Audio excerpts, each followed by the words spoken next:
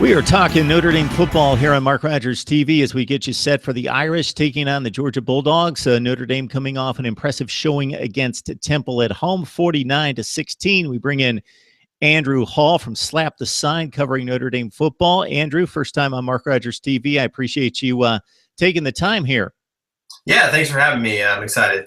Well, considering 4-8 last year, coming off a season before that in which you came just about that close from going to the college football playoff, and a major disappointment last season, you got to feel good that despite being a heavy favorite in that game, you were taking on a program that's had pretty substantial success, and you struggled going to Philadelphia a few years ago against that Matt Rule team that you pretty much put the throttle down and put the foot to the throat, and it was really never in doubt.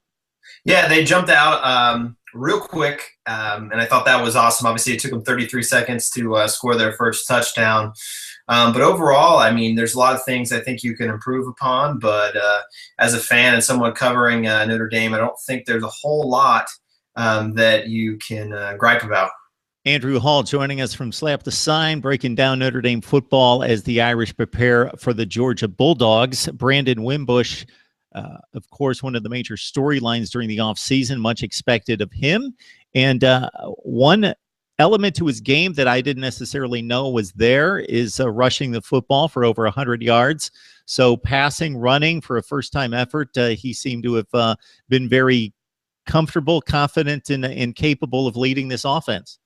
Yeah, I think no one really knew how good his rushing attack would be. Of course, when you have these, spring games and scrimmages that are open to the public, the quarterback is always wearing that red jersey and is not allowed to be hit. So we truly didn't know what it was going to be like. I think we had a suspicion that he was definitely more athletic than Deshaun Kaiser last year, and that when he got out of the pocket, he really could put some damage on the defense. But I think even I was kind of impressed. I mean, he really can make people miss in the open field.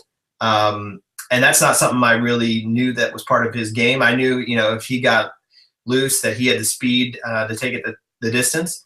In the one game, or I guess he did play in two games in 2015, but the one game against UMass, he did scamper off quite a long touchdown run. But that was more of a broken tackle that turned into a foot race. So I didn't know that he was as shifty as he is, and I think that's really going to help Notre Dame in the future.